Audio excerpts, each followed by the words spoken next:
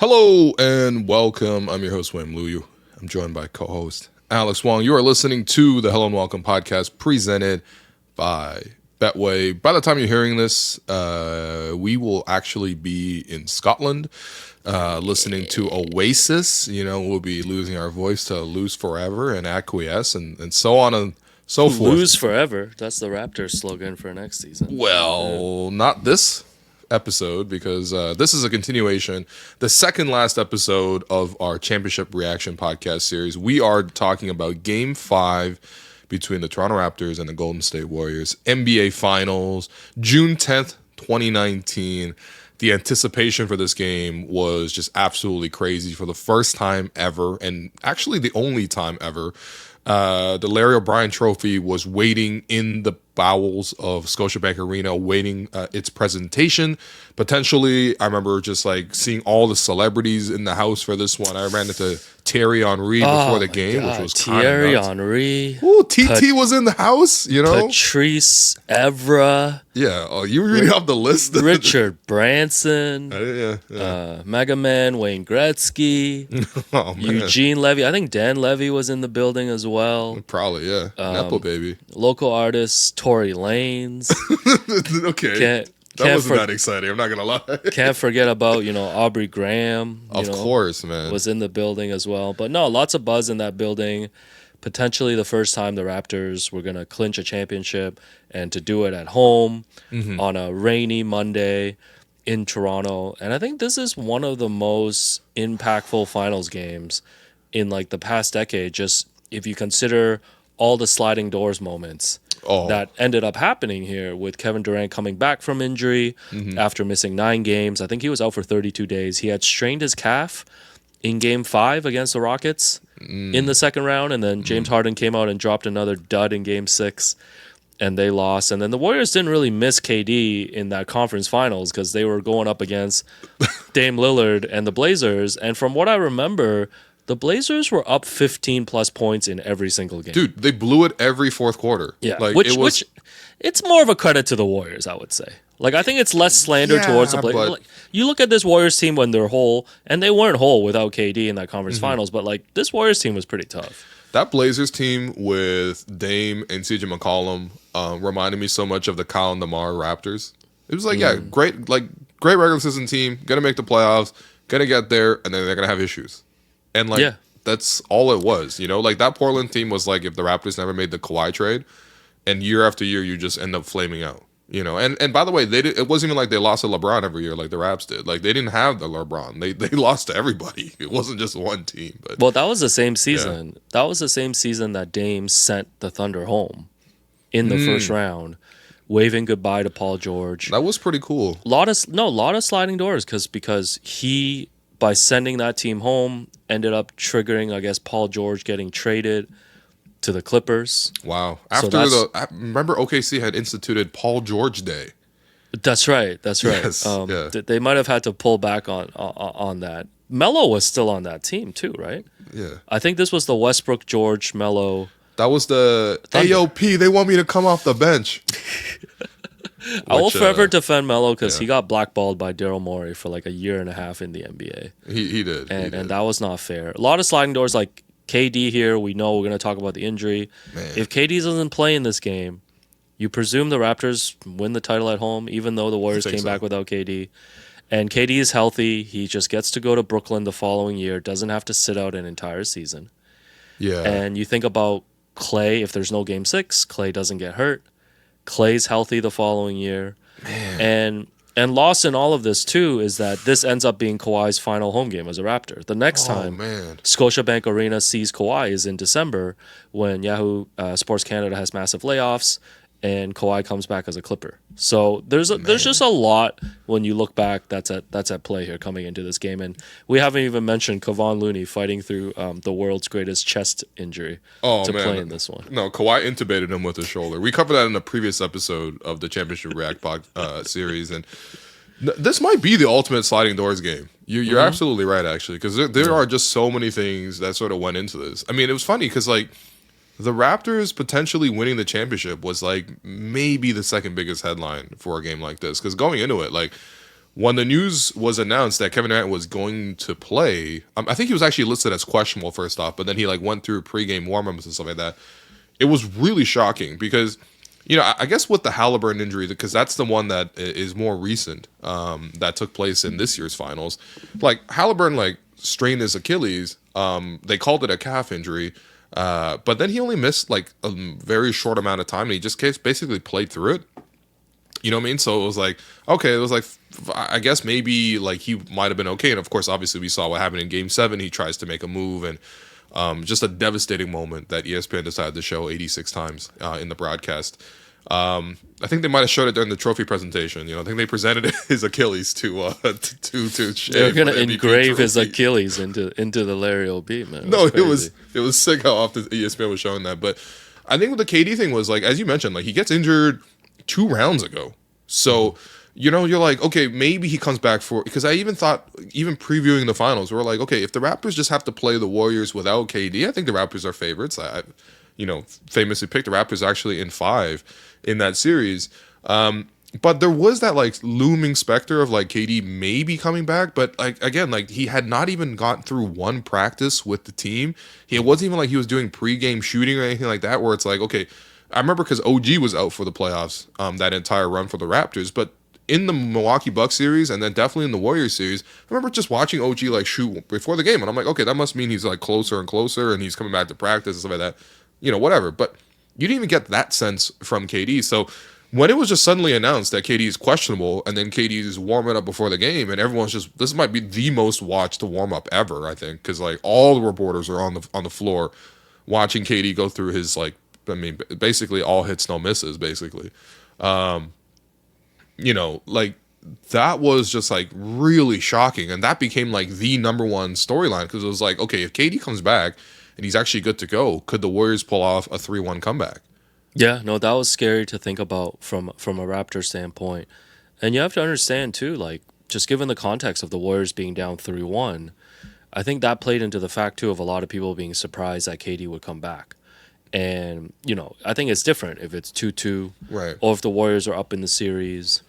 And two, you have to remember, like, this was the year when Draymond and KD got into their famous fight in that Clippers game.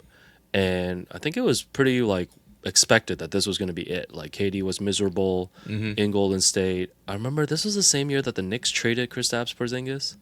And there was all this talk about like KD wanting to go to New York to play with Kristaps. Oh, and then after Kristaps was traded, like KD, because he gave him the nickname of the unicorn. Yeah, and then he didn't talk to the media for like 2 weeks.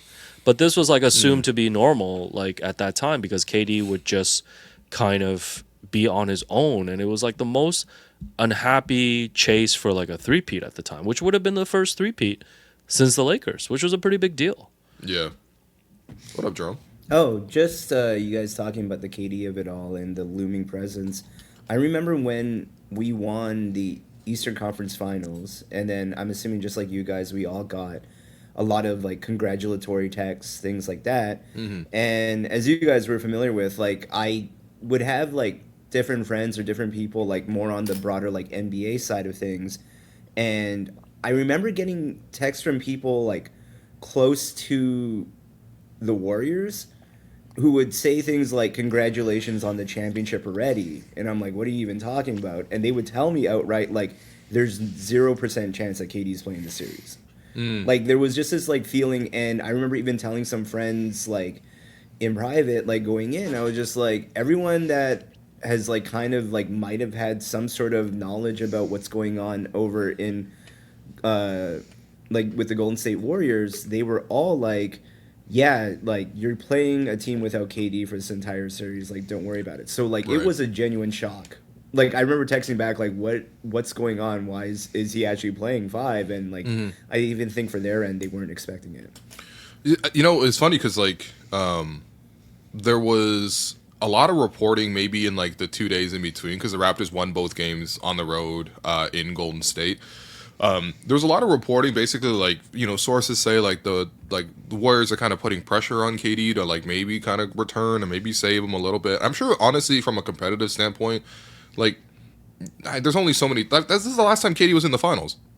Right. right? So, and he's coming off of back-to-back Finals MVPs where he was absolutely dominant, like the most dominant player on the Warriors. This guy was averaging 34.2 points in these playoffs before he went out. Yeah, on like 50, 40, 90 shooting. Yeah, of course. So like this is like the peak of KD's career too. So I think from a competitive standpoint, like not only is it the finals, but it's just like I'm sure there was like a huge desire on his end to try to play as well. So I mean, yeah, I mean, I guess we can start with the game itself because KD comes back to the lineup and the Warriors right away they're like, okay, we're gonna start the death lineup, which used to be. Before we even get to it, okay, yeah, I gotta fill you on some of the pregame okay. theatrics here. Right, because I told you to watch the ESPN broadcast. Yeah, for context, you watched the Sportsnet feed. I was on the ABC/ESPN feed. Do you know who sang the anthems for this game? There was a singer for the American anthem and then someone for the Canadian anthem. I know for the Canadian anthem, we kept going with Doug Tranquata. Yeah, what's his deal? Aqua. Like he just sings like all the major Canadian events.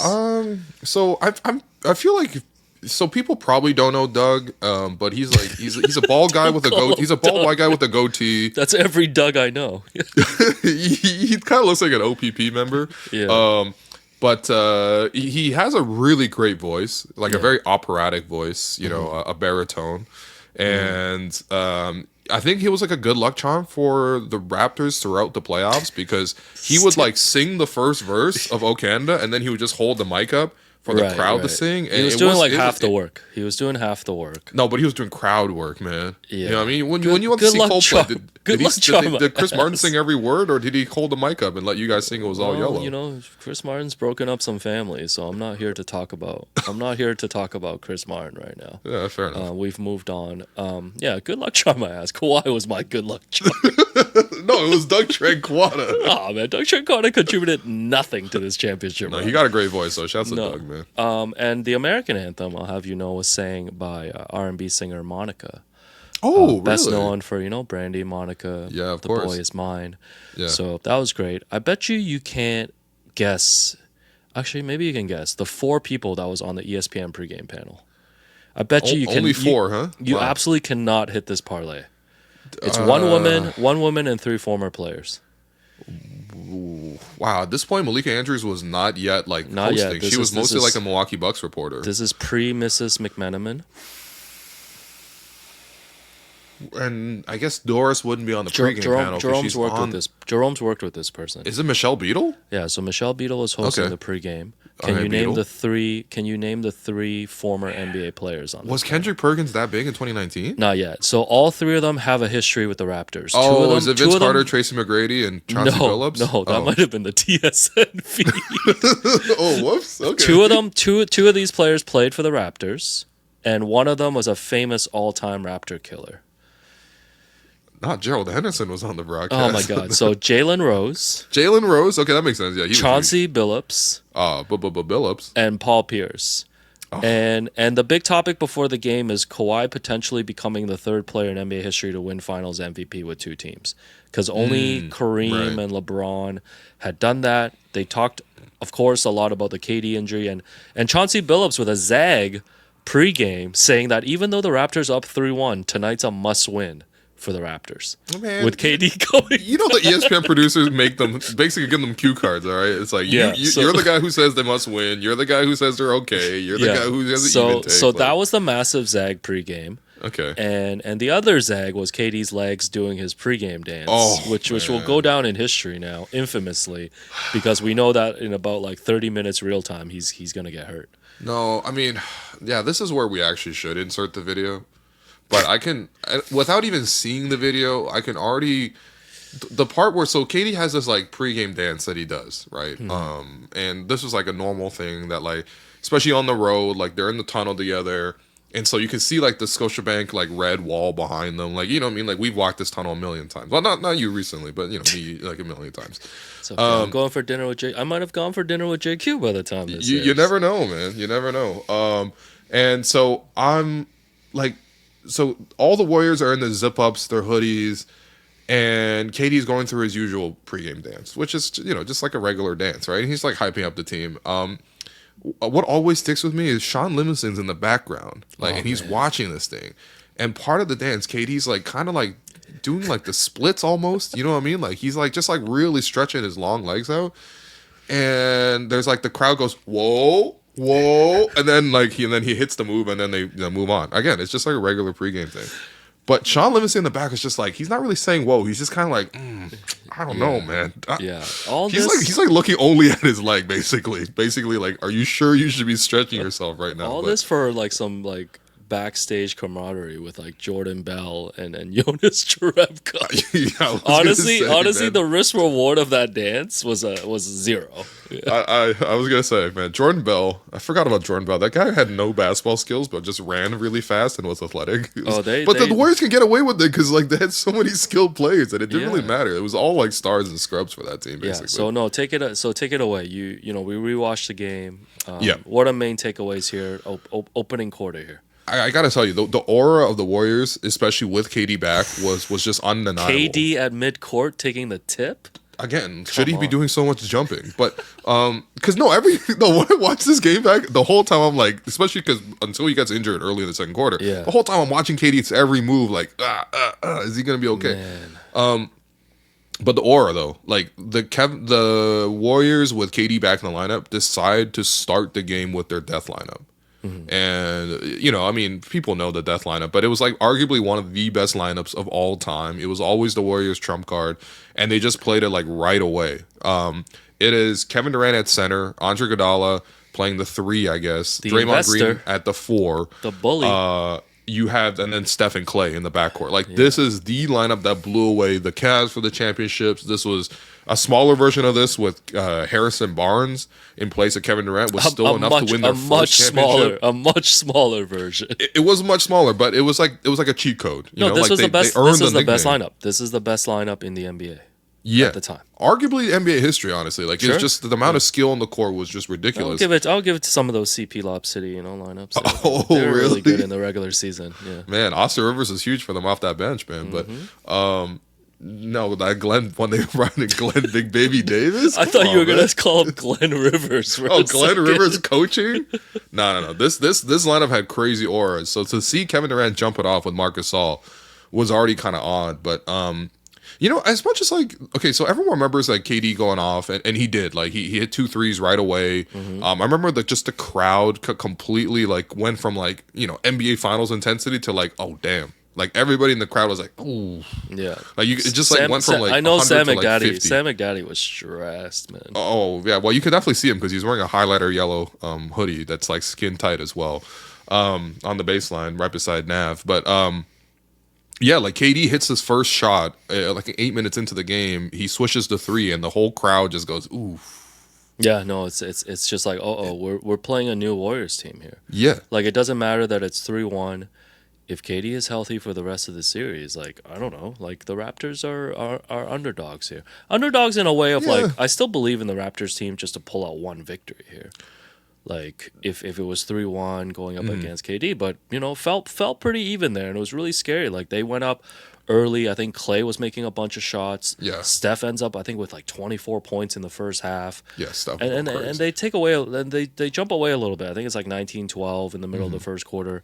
But I thought Marc was huge for the Raptors here early. Like he was aggressive. Mm-hmm. When Marc makes his first 3, you know it's going to be a different Marc game.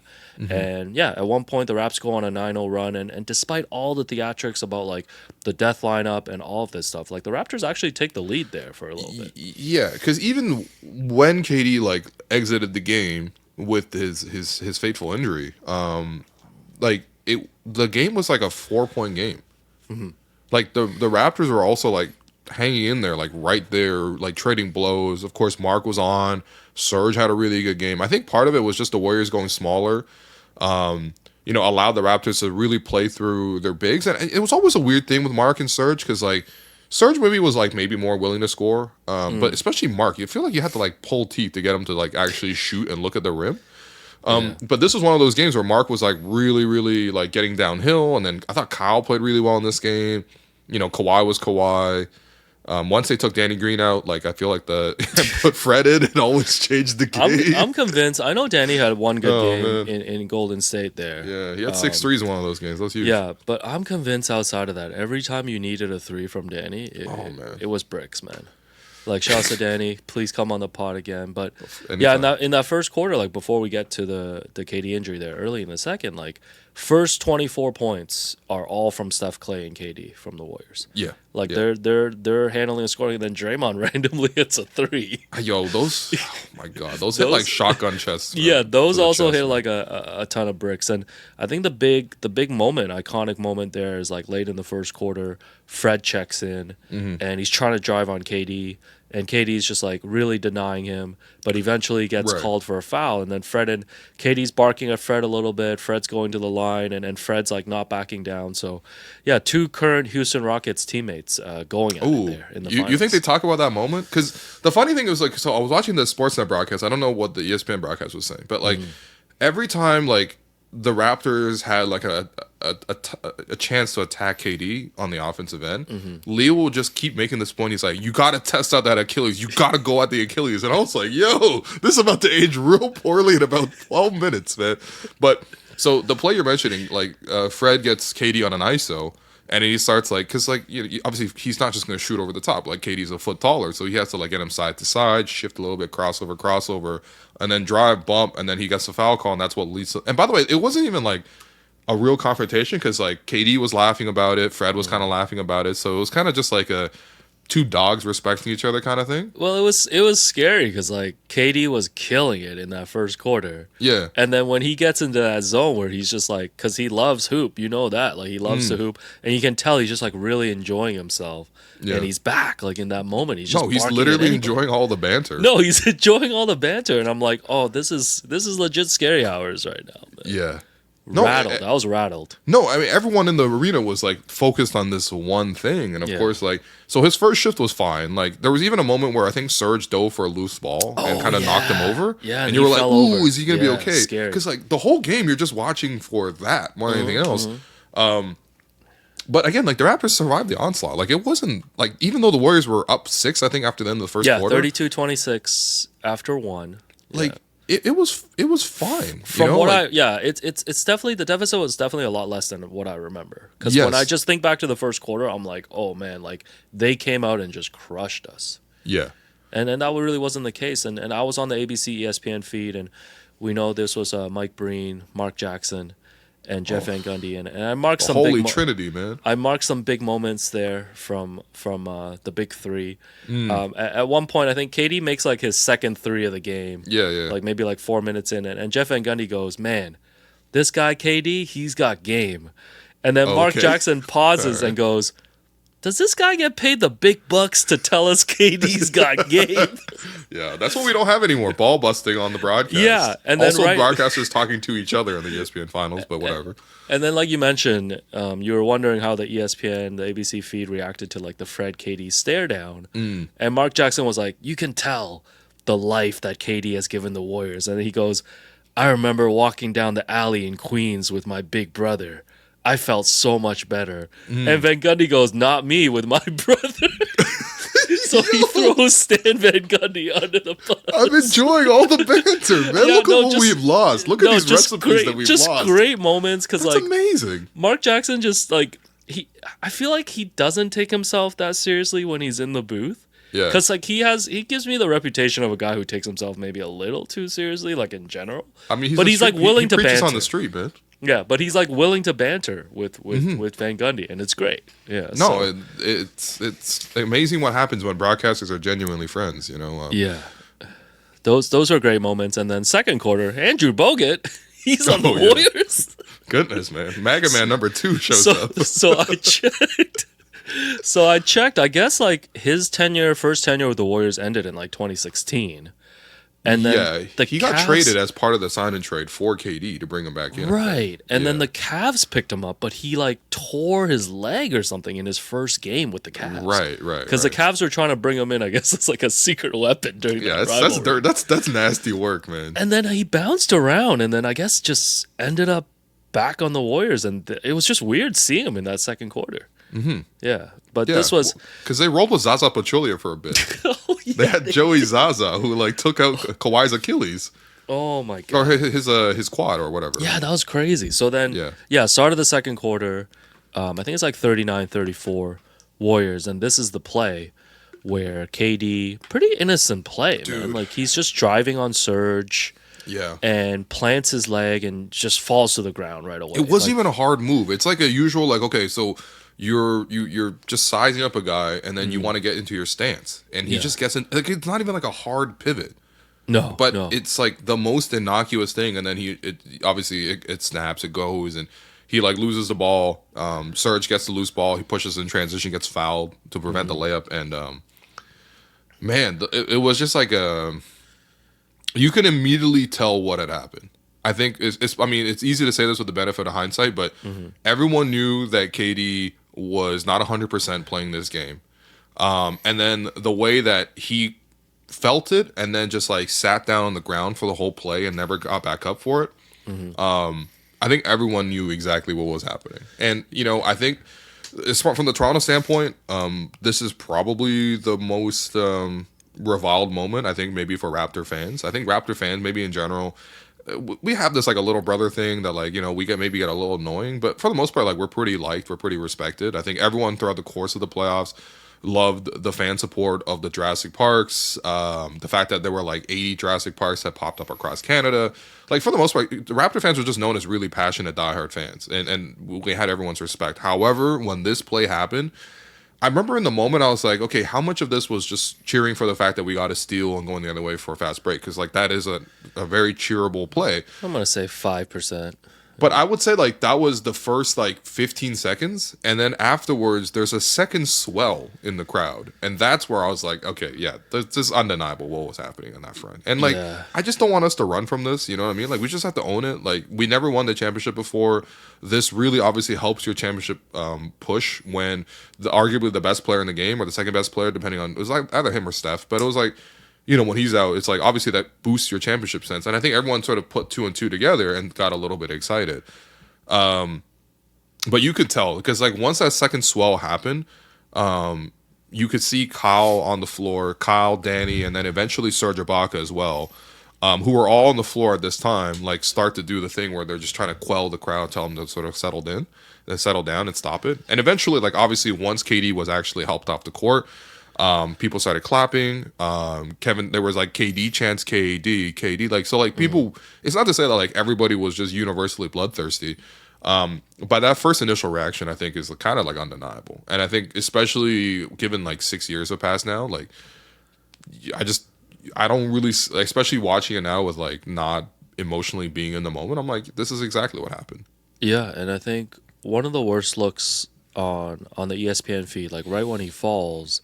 And when they show the replay, you can see a couple of fans in the front row in the baseline just like taunting him and like waving goodbye to him. And that's like one of the things that happens. And then, like you mentioned, this second swell of cheering, the players try to tell the fans to calm down. And then they show Steph and Andre Iguodala just like helping KD to the back.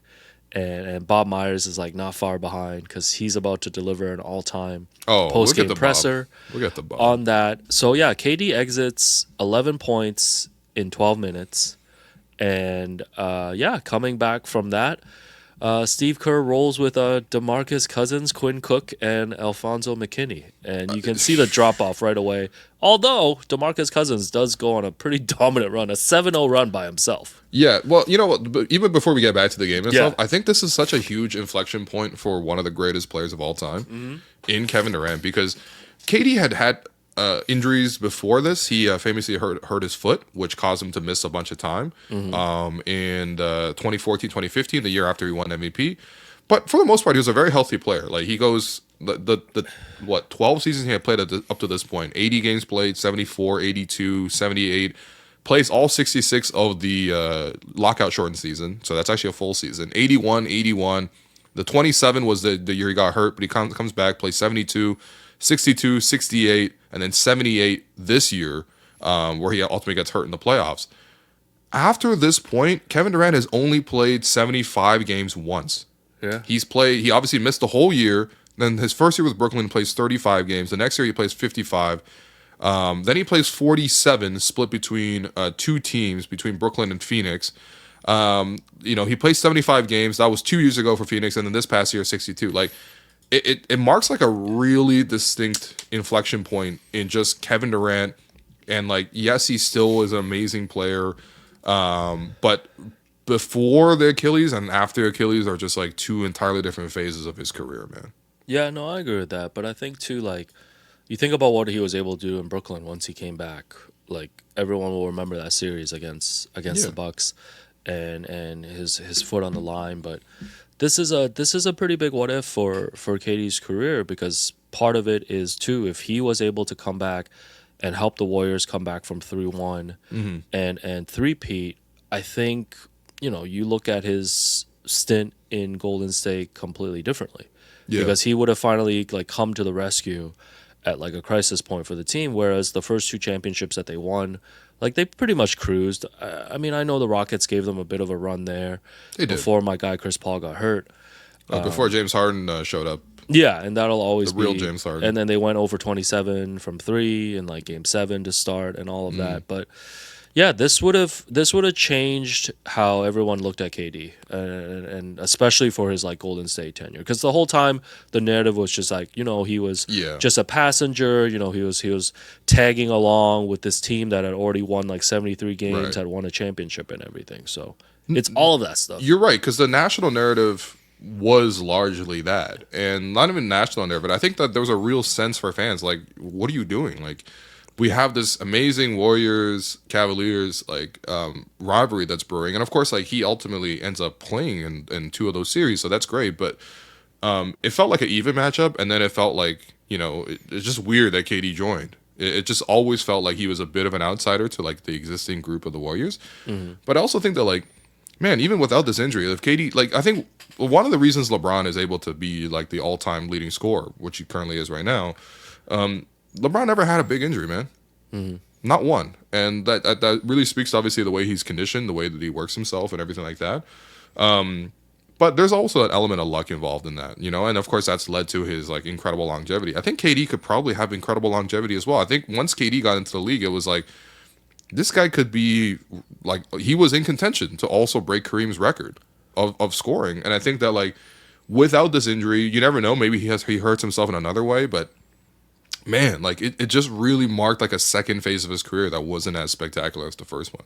And since then, he's like moved teams a lot, whatever. But like, I think there was a real chance that if he had not played and if he had not pushed through this and not sort of suffered multiple years of sort of just being out and banged up, and just the toll that it took on his body, that like, I think KD legit right now could be neck and neck for like great, like literally greatest score of all time, but also like actually in contention for that scoring record right along with LeBron. So I mean, it's a huge sliding doors moment. It really is.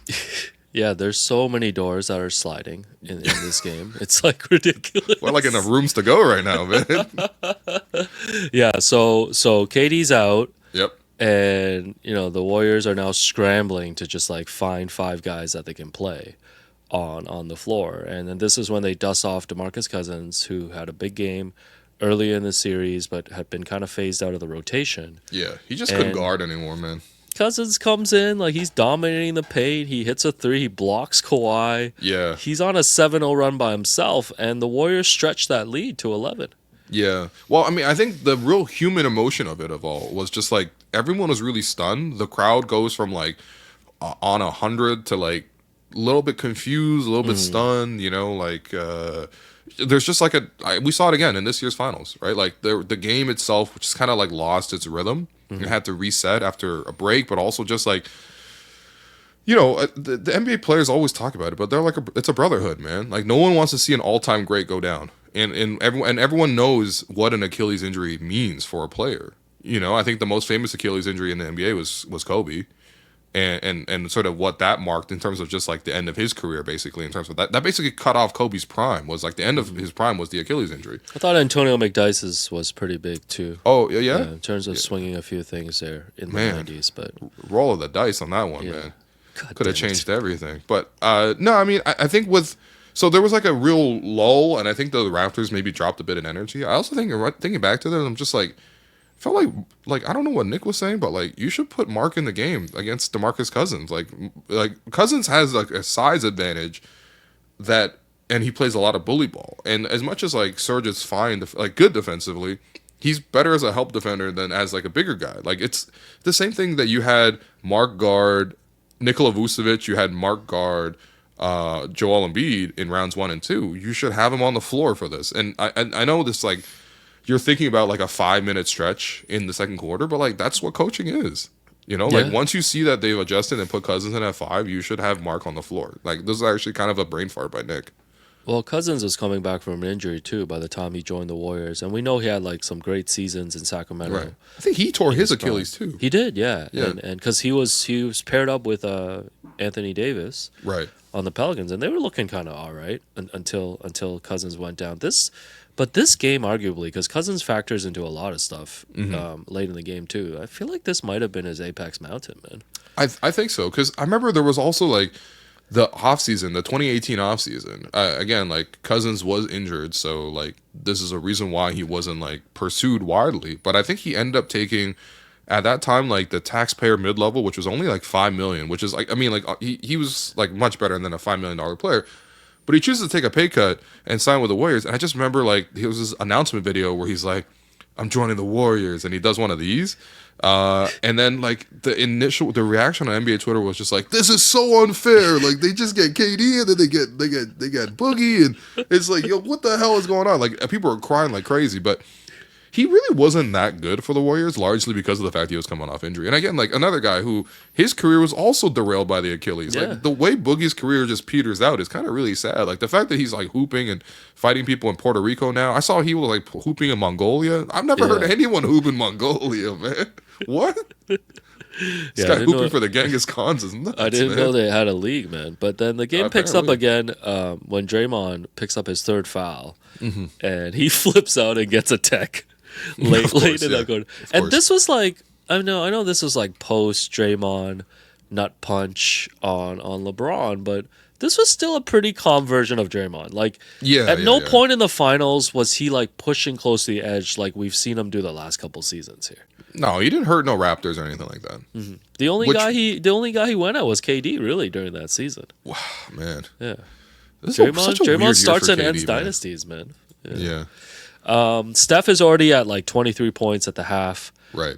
Marc has 15 in the first half. And Marc leading the Raptors in scoring for the half. I don't think it ever happened in any previous game. And the Warriors go into half up 62-56. I'm feeling okay here. Like, in the context of the KD injury, like, that this is a Warriors team that's going to be pretty desperate. They're just going to have to just run everything through like Steph and Clay, and there's really no other offense. Sure. I mean, Cousins as well, but still. Yeah, but the Cousins thing was kind of like a blip. And really, when you think back on the game, it really was just that like that one shift once he came in after KD got injured, and he got off like 7 straight points, like you mentioned. And that gave the Warriors like a double-digit lead, and the Raptors had to carve back a little bit. But the thing is, like, once they went back to the Steph and Clay Warriors, you're like, okay, the Raptors are fine. We just beat this Steph and Clay Warriors like 3 times already. Yeah, plus the Warriors' defense was not that good in this series. Like, I felt like the Raptors got a lot of stuff when they wanted. Also, by the way, this series is known for, well, many things, but one of the minor things that came out of it was the "I want Iguodala" line from Max Kellerman. Did it originate from this? Yeah, because in Game 2, you remember, like, the Raptors should have won Game 2 as well.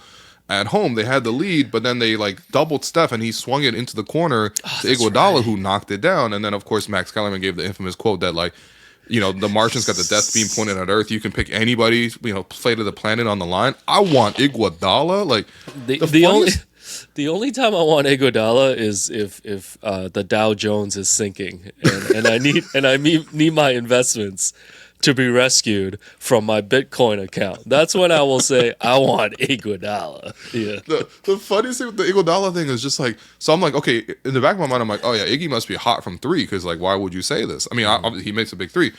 And then at one point on the Sportside broadcast, they're like, yeah, Iguodala's shooting 24% from 3 from the series. And I'm like, yo, what the hell? No, the Martians should have invaded that week. No, but my point is, Iguodala wasn't scoring. Draymond is Draymond.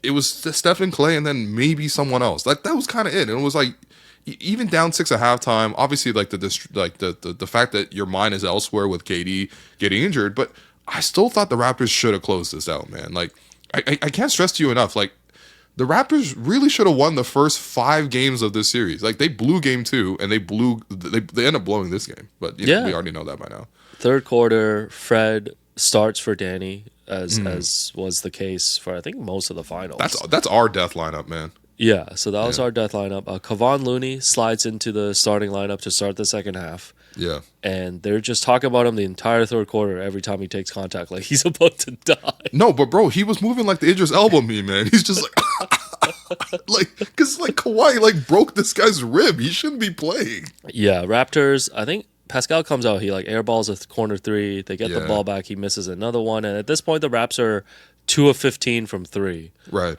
And the Warriors are like red hot. I think they're like 15 of 30 at one point. Yeah. But Fred hits a couple big shots there in the third quarter to keep them in it. But Steph and Clay, man, they're just kind of doing their thing and keeping the Warriors afloat. That was really the main thing I took away there from the third quarter. Like Steph and Clay were just incredible. I think the one thing that became a little bit evident, as much as like, so obviously we played a lot of Kyle and Fred together in this series, and rightfully so. Like they were both like really important, but defensively it did make a lot of issues because neither of them were tall enough to contest Clay. So like you had Fred obviously being the one to chase Steph around, which is whatever. Like as much as you can chase Steph around, he's gonna make shots, right? The Clay of it all, like Clay's also gonna make shots, but like Kyle chasing around Clay would just like rise up and shoot over the top of either of these two guys. And so, like, it became really difficult because we didn't really have, like, another guy to really do this job with. I think Danny Green actually did a much better job of guarding Clay than either of those guys because they're like size. Like, he's bigger and stuff like that, too. But, like, you couldn't really ask Kawhi to do it because, like you're just exhausting a lot of Kawhi if you're making him chase around Clay. Pascal's not going to do it either because I think at this point he's more of a 4. Like, you just need his help side defense more than anything else. And then, of course, you have your center who's definitely not guarding Clay. So it really did allow for him to sort of go off. I mean, my other lasting memory from this series is just like how terrified I was of Klay Thompson. Oh man, like this was Klay Thompson, of course, before his injury. This might have been his apex mound too, actually. I mean, of course, his apex got to be that Game 6 against OKC. Okay, you have to apex that one. This is like a Jason peak, then. Let's say. Yeah, you also have to apex that one game when he had like 60 points. While only dribbling like 3 times or something like that. 11 times, yeah. That was against the Pacers. It was him versus Monte Ellis. I don't think Monte Ellis was guarding him that well. That's when the stat nerds really rose up, counting how many dribbles. I've never heard of that. Yeah. It's like Klay finished with 69 and 11 dribbles. I'm like, what? Almost a triple-double. Yeah, but no, Klay was so, like, we know Steph is Steph, but like, man, Klay was so scary. Like the way he would just be able to let those threes go, like the quick one dribble that he would take when he got the ball just to create space, like a super scary player. And I mean, we're gonna recap Game 6 as well at some point, but like he was super scary in Game 6. Before he got injured in Game 6, there's 1 3 he makes where he's just running in transition. He's just like dribbling side to side and just shoots a 3. Bro, he doesn't even make a move. He just shoots. No, but at this point, it's not like a crossover, get space separation, and then shoot. He's just like, no, I'm shooting. No, but there's nothing you could do. At this point in the series with KD out, it's legit. Can you take these 2 hoopers down? Yeah, basically. And they were holding their fort going into the fourth quarter. They're up 6. Doris Burke still sideline reporting at this point. Oh, right. Interviews Nick Nurse, and Nick also sounds like he's dying. He's like, we gotta collapse. We just gotta collapse the defense. He's like, there's 2 guys out there. We gotta guard them, man. Like, we just gotta play. We just gotta stick to our principles, Doris. Like, he was dying out here. I don't even know if he got like a Fisherman's Friends sponsorship yet, but like, Nick was losing his voice every game. I remember postgame, he would just be struggling at the press conferences. Right. So, and here's the lineup the Warriors open with in the fourth quarter. Oh man, I know some bullshit. They got Klay Thompson. They got another chef, Quinn Cook, on the floor. Yes, chef. They have a bell that they can ring in Jordan Bell.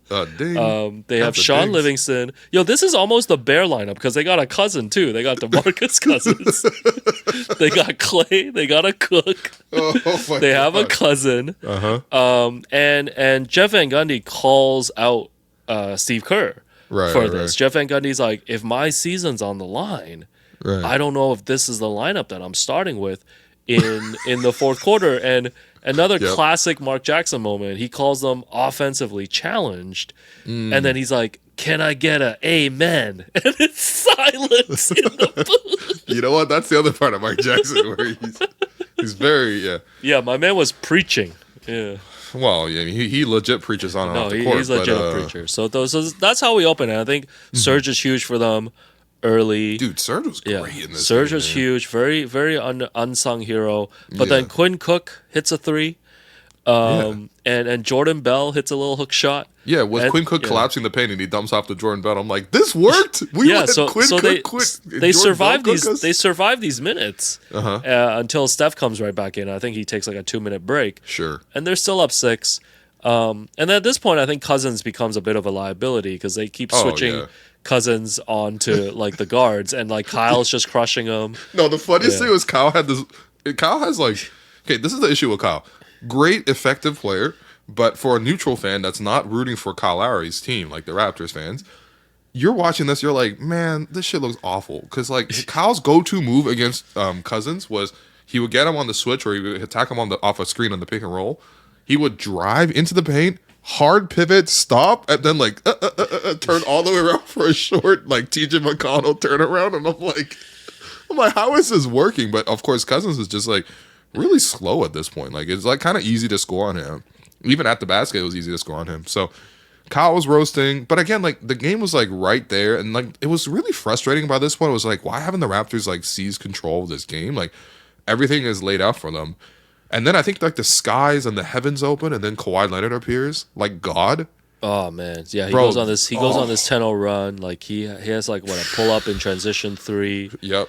And bank shot, hits another 3 over Cousins at one point. And I think it's like we're talking about the game being in a lull after the KD injury, and it did feel like that, like the rest of the second quarter to the third.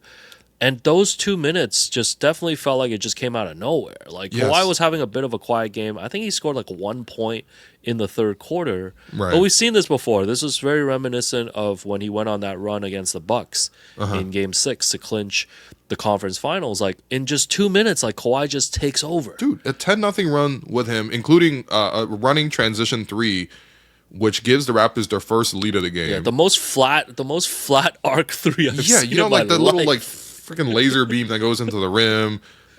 He has one where he just like rips the ball from like 2 other Warriors for a putback dunk. He has another one where he steals the ball, and then he like stops a half court on one leg, and he just like pivots and spins and locates that Norman Powell, who was just at half court at that time. He drops it off from Norm. Norm runs in for one of his classic dunks. I think that's his actually only basket of the game for Norm.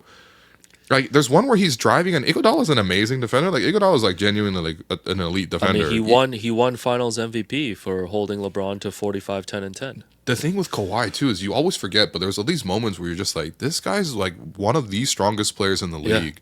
Because he just drives and Iguodala just bounces off. Well, like Kawhi doesn't have to create separation. You hit Kawhi and that's the separation. Kevon Looney update. He is out by the fourth quarter after re-aggravating his chest injury. Nah, Kawhi, he's in the back like Fabulous, like and breathe. So like, you know, it's and then the pull up 3 and then the crossover against Clay. Kawhi has a weird bag too, because it's like it's not necessarily aesthetically pleasing, but he's so strong, he's so under control it's at just all so time. Efficient. You just can't do anything about it. Yeah, it's so efficient. So it's like 3 minutes left. Raps are up 103-97. Yeah. I think Steph misses a shot, and then Fred grabs the board, and they're coming up. Right. And I guess this is where Nick calls his, what became known as an infamous timeout. So like 3:05 left. They're up 6 with the ball. Yeah. What do you remember about just the reaction to that, just in real time? So I can't stress enough, like, this is finally when the crowd is back into it.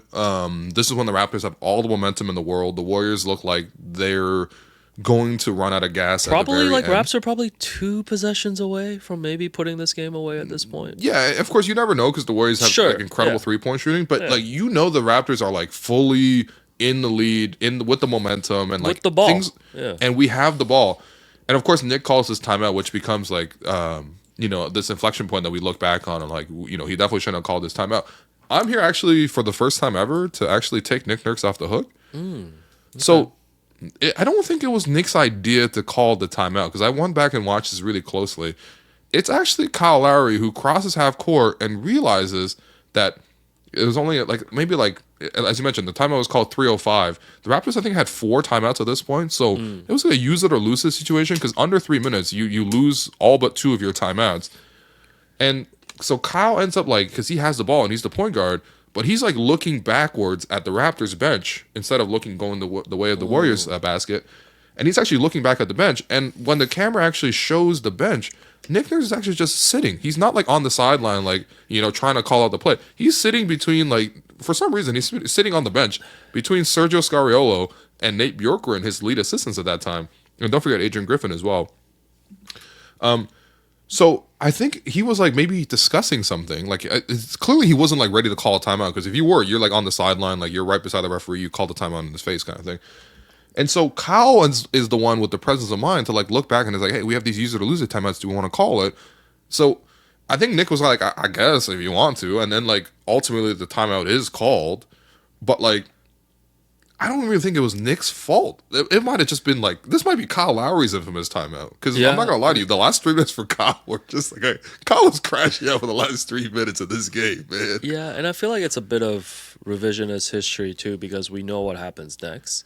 We do. I don't think at the time the timeout was scrutinized like that. Oh, no, because I actually listened to our React pod. Okay. Because me, you, and then we got Cash on. Things never change, actually. But me, you, and Cash in an Ernst & Young private booth hours after the game. Remember, we would just commandeer booths and we would just do our recording. So we went to, your old neighborhood of Ernst & Young. Again, things never change. And for half the episode, it was 50 minutes of the episode at that time.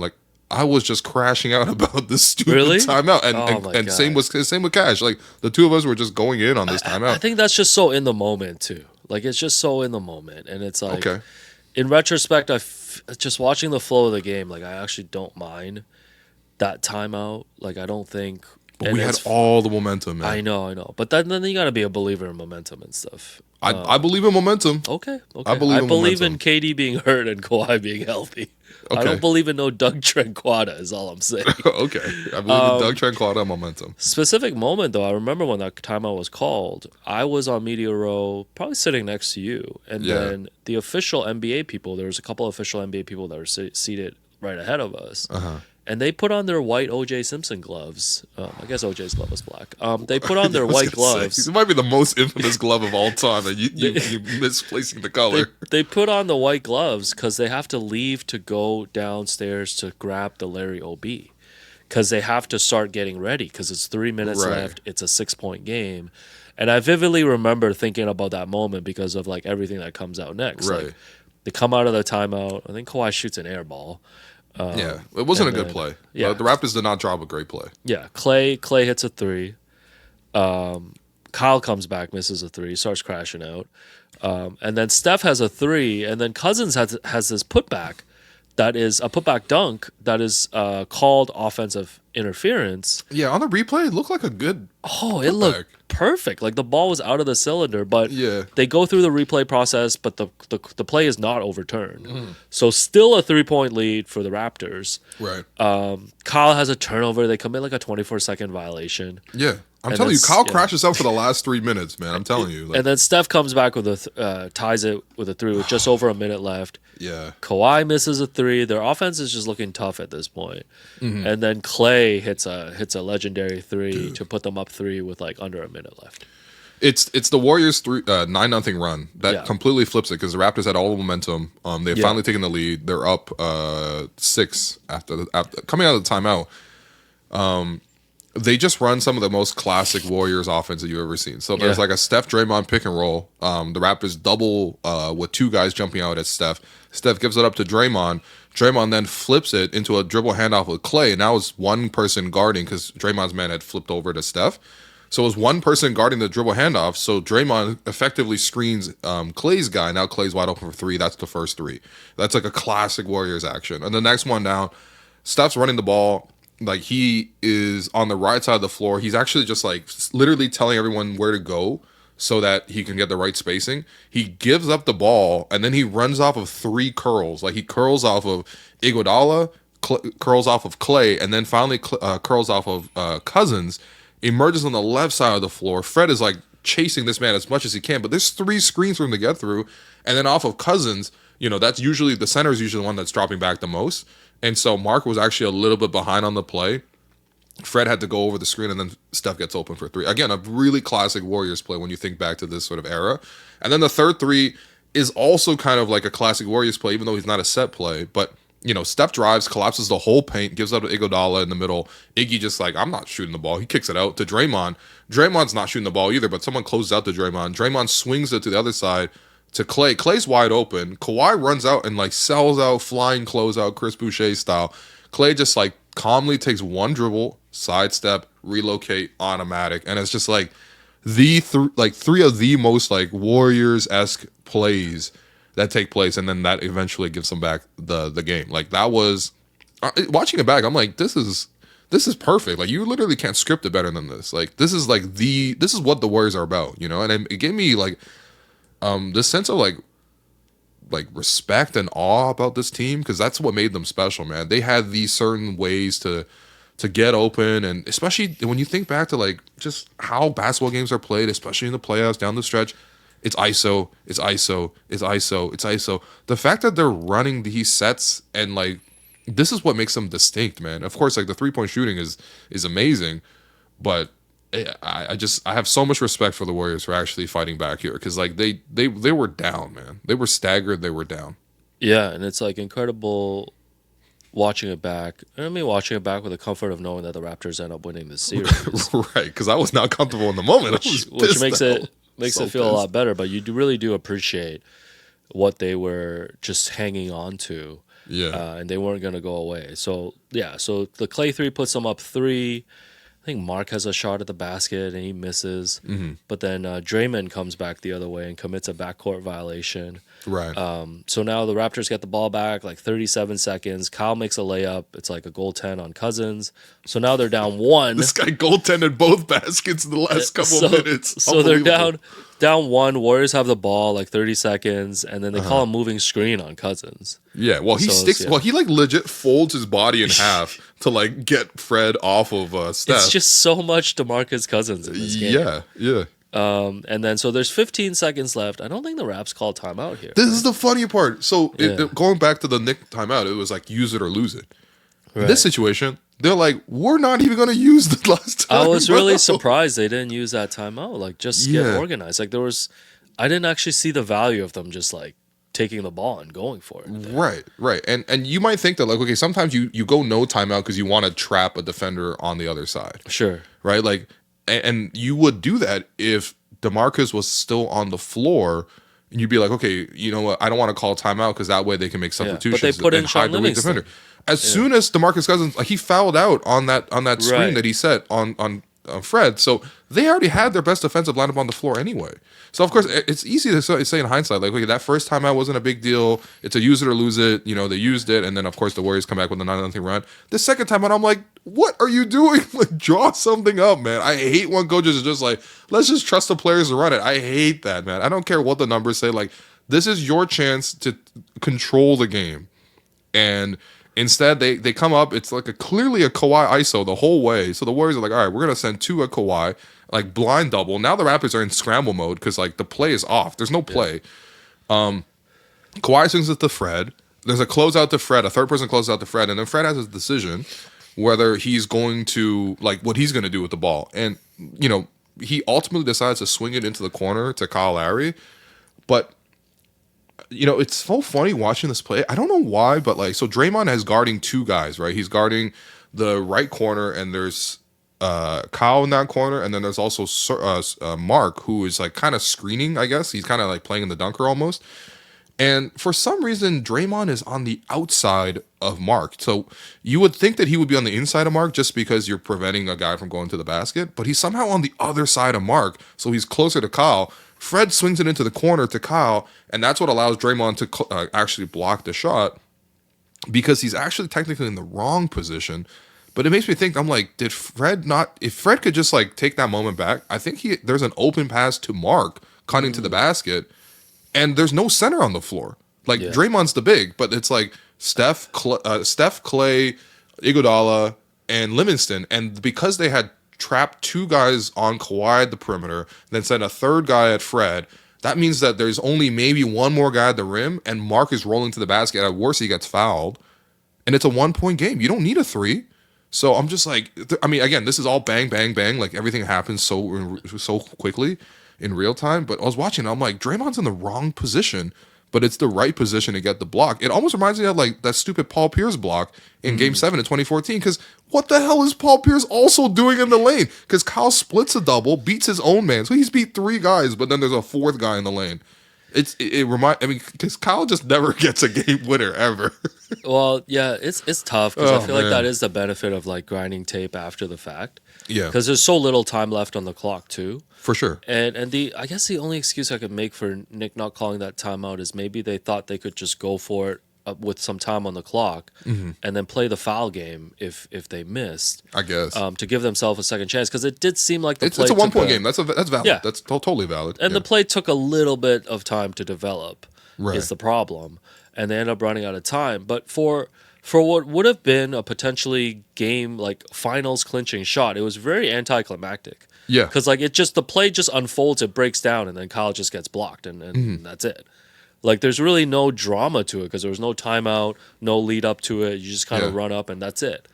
And yeah, that was a devastating loss, man. And it's like another sliding doors moment too of like, man, what if Kyle just like hit a finals clinching 3? It would have been insane. Oh, man.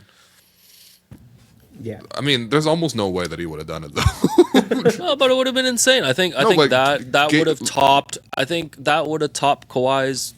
Of course, it would have topped Kawhi's 4-bounce shot. Oh, to just win it all. What? Like it would have been insane. Okay, it would have been incredible. To win the championship? No, it would be incredible because are there other like walk-off game winners like that? Because even when MJ hits a shot, like he still, I guess like MJ hit the first shot he hit in Cleveland against Craig Elo back in the day. You might got to go back to like for finals. Like maybe George Mikan had like a buzzer-beating putback in like 1940 or something. Well, I mean, we don't even have to go that far. We can just go back in this platform. We mentioned earlier, Dame hits the shot over Paul George. Like that, it would be like but that's like that's to win the first round. Exactly. Yeah, those are his two. The one over Paul George, the one over Chandler Parsons. Yeah. He's a first round merchant, man. He's a first round merchant to win the finals on one shot. No, it would have been insane. That would have been crazy for Kyle's legacy, man. And then like Sports Center would have still led with KD's injury. I mean, fair enough, honestly. I actually think they would have done that. 100% they would have. They'd be like, anyway, Kyle hits a 3, whatever. Raptors championship, whatever. Man, totally.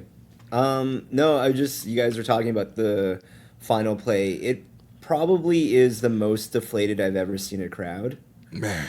Because as we've mentioned on the show or on this series, my whole role during the 2019 run was to shoot all of the action and reaction at Jurassic Park. So I was always outside with the fans out there, and so like I got to see things like winning the Eastern Conference championship and everyone going wild, and we played videos about that.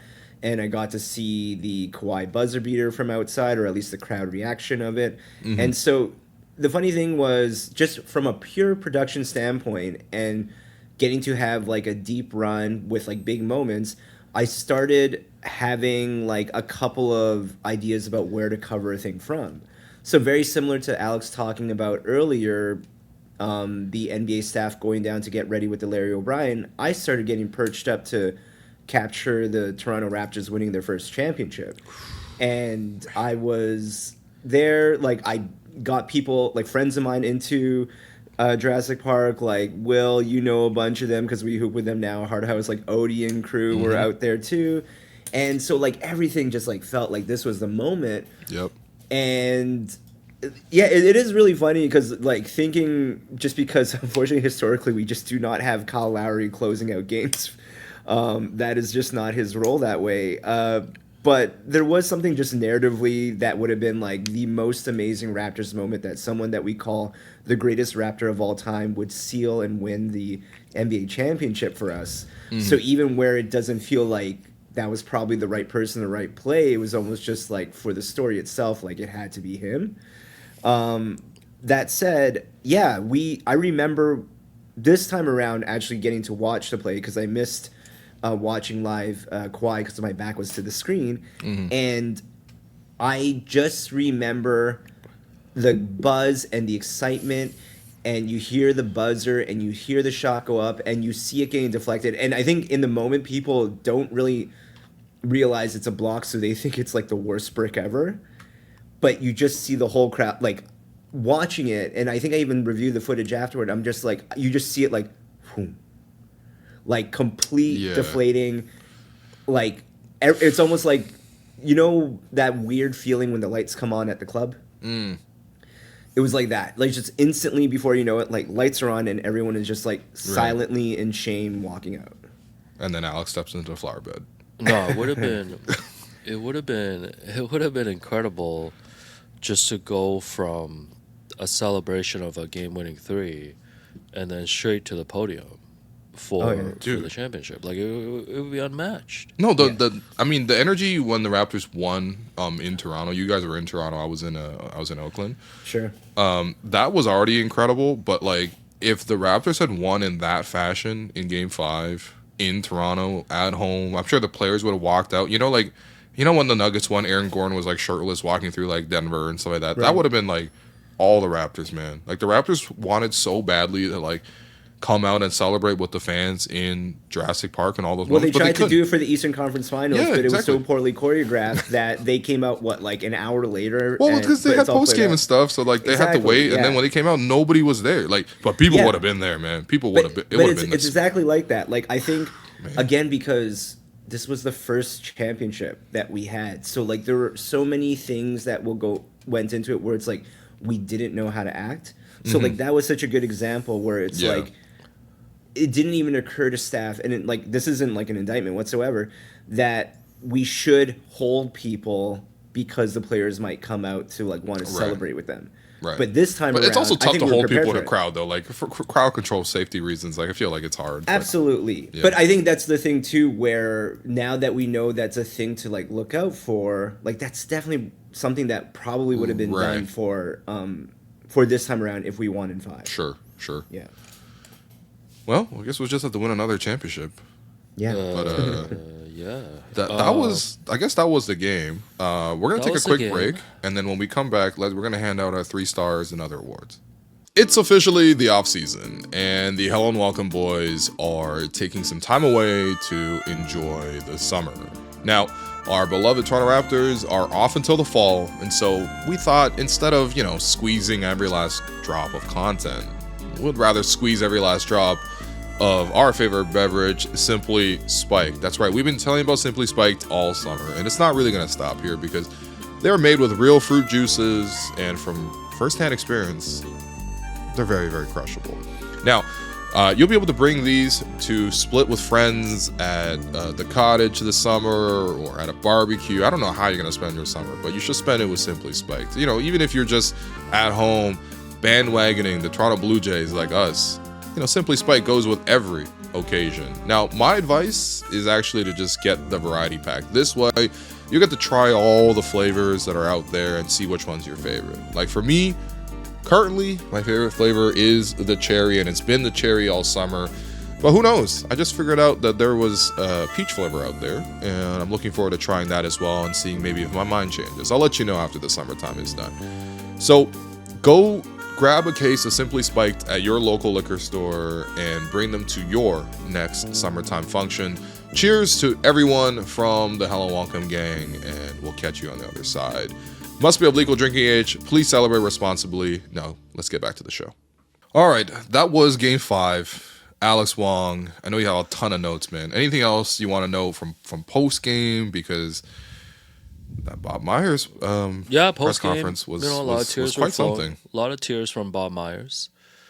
And, I don't know. What did you make of Bob Myers' post-game presser in real time when you were seeing that? So there's the difference between watching from the perspective of, like, the cameras, because I rewatched the press conference for this.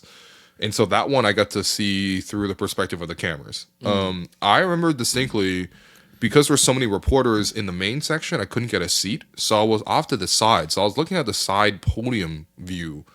And I always remember it's just like, okay, I'm seeing it and I'm like, damn, what a devastating moment. I think Steve Kerr actually came up first. but he refused to answer any questions about KD because he's like, I'm gonna leave that for Bob. Bob's gonna come up and speak. He's like, this ain't my problem. He's like, yo, you're not gonna blame me for this. Bob's gonna come on and answer this himself. Bob comes on, cries. He says like, this is so unfair, but if you have to blame somebody, I guess you can blame me. You know what I mean? But like, it's so unfair. Like, and he does make a lot of great points about KD being misunderstood, and because at the time, like, you have to remember how much pressure was on KD. The national narrative on KD was really negative. And then I just remember him walking off because he doesn't really even take questions, and then he walks off, and I just remember because I was on the side, like off the screen, I watched them, and I was like, his face is dry. How has that happened? Seriously, So, that's what I remember from like being their person. Yeah. No, I don't think I don't think it was crocodile tears, but I do think part of it was just like, I don't know. The whole thing kind of felt surreal to me. Where did That's all. crocodile tears come from anyways? Like, they don't cry?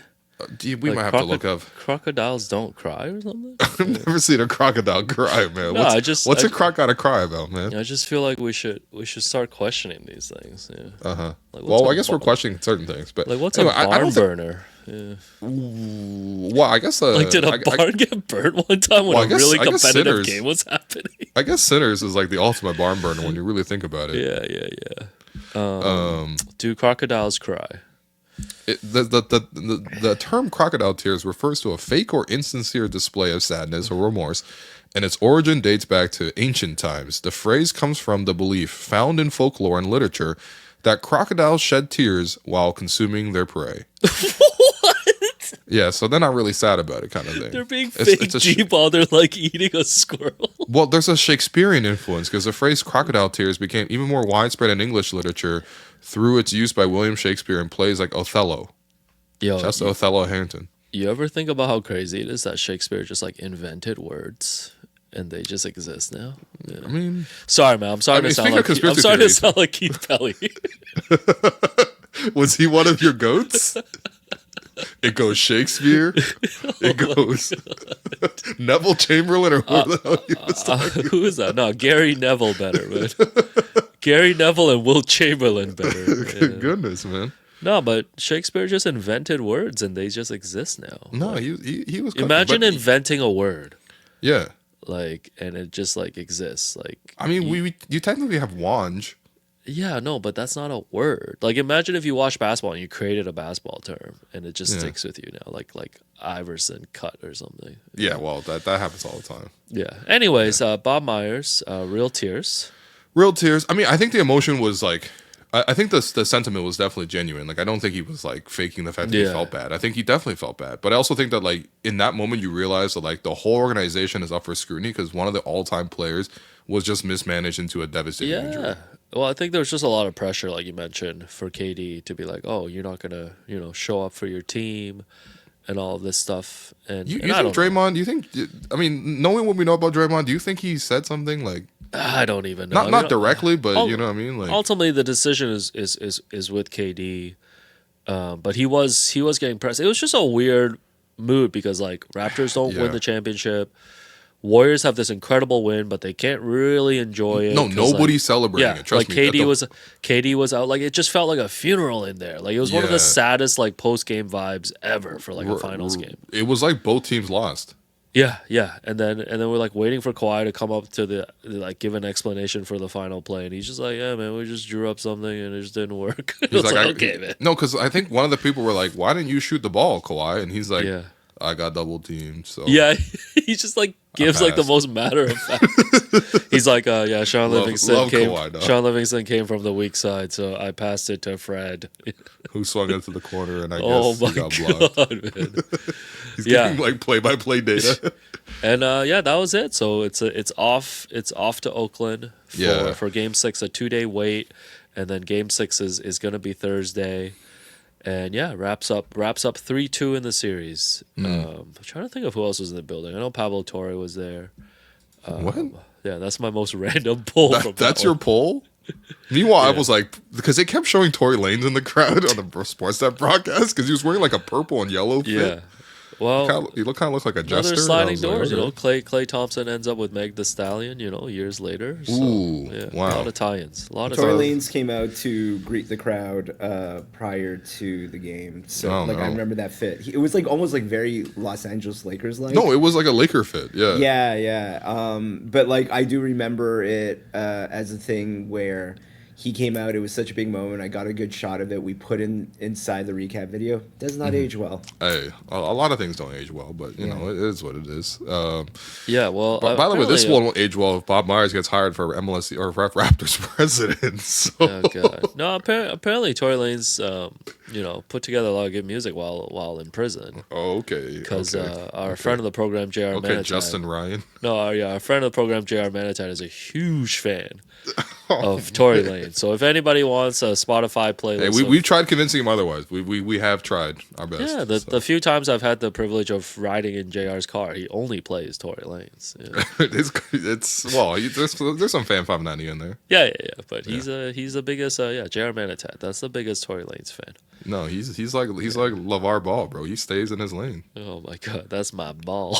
That's actually his ball. Though. All right, three stars. Mm. I don't have the box score. I got a Eye box score in front test. of me. I test. I guess Kawhi has to be first. Kawhi, it's so funny because outside of that final stretch, Kawhi was not playing well. What did he shoot in this game? 9 for 24 Better with than 5 this game. turnovers. Better than Game 7 against the Sixers.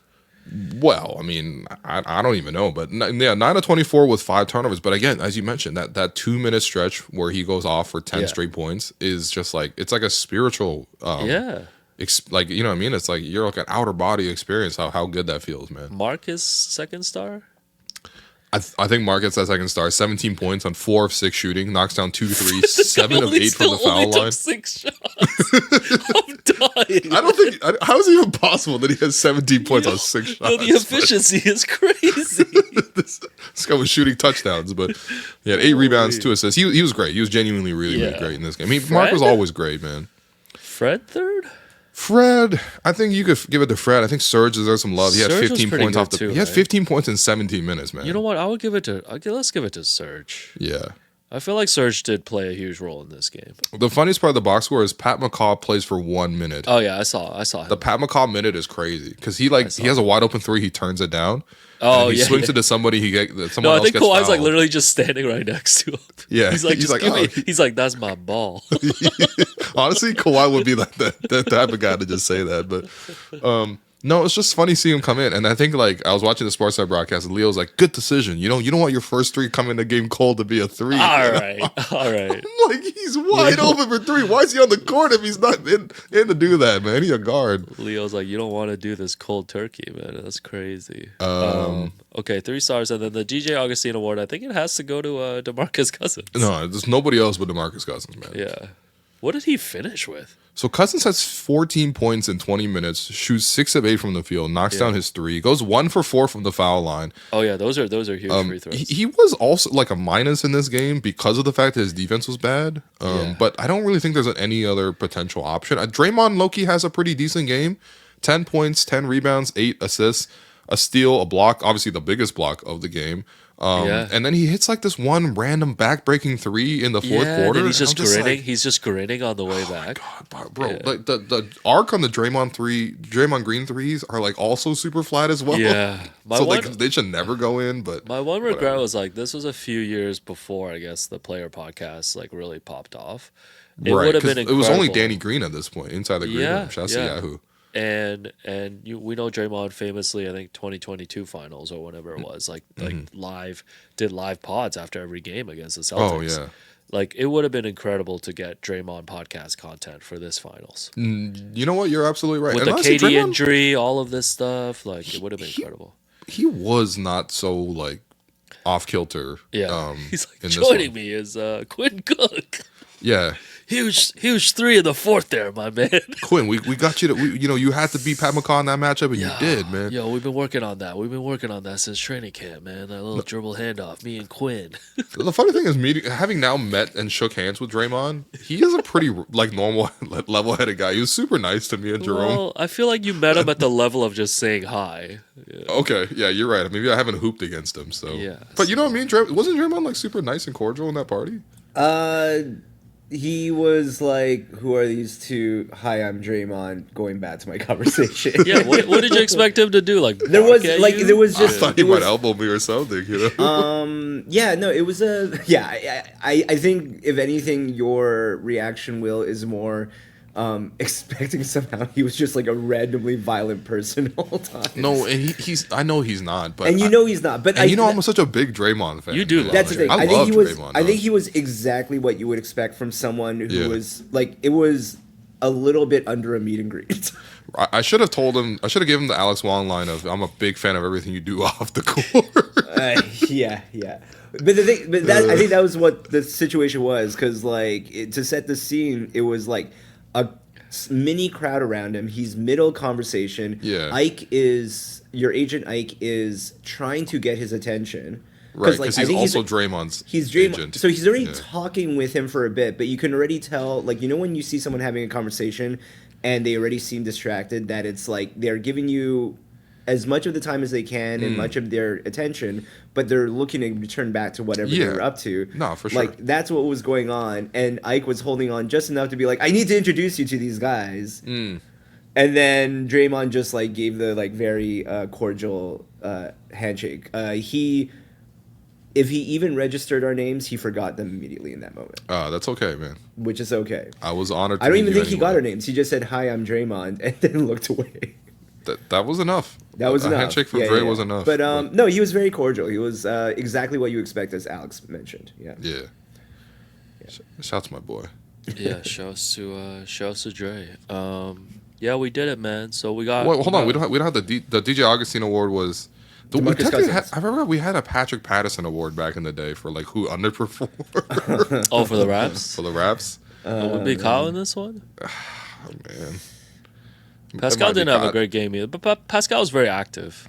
But yeah, Pascal. I mean, Pascal. It was just weird. I don't know. Pascal's either really on or really No, off. Pascal was just running around like Pac this whole series. Yeah, he was like. I mean, you can always give it to Danny Green, to be honest, but No, maybe give it to Nick for calling the wrong timeout.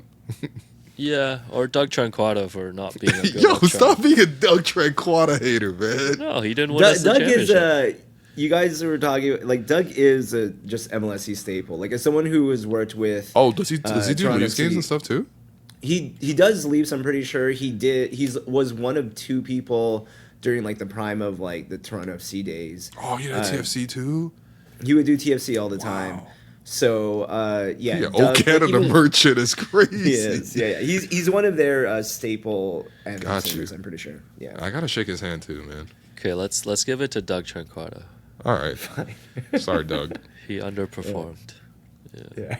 I mean, he did. He just sang the first line and then went. I know. Yeah. He half-assed it. Yeah. Yeah. Wow, come on, man. You know, You know how it set the was tone for the evening. chills in the crowd, man. It was chills in the crowd when he would sing. You Are know. you national anthem lover? Alex, I'm gonna challenge you for the next live pod to just like be like, I'm Alex. Yeah. And then there's no chant back. But just Yo. no, but just like hold it out as if people are Yeah. gonna finish off the rest of the Yeah. interviews for you. It's like, can You, I you get can't a you can't dare amen? Alex to do less work.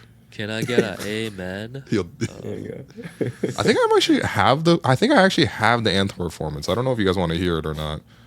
Because I feel like we're hating on Doug for no reason. Well, we're not. Somebody's One got to take the person is. blame. Someone's got to Yeah, take it's the fine. blame. I don't think we need to. I don't think we need Doug defense in this moment.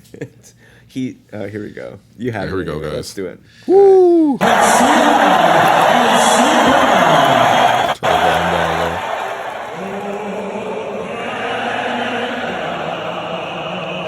Chills, man. Mid.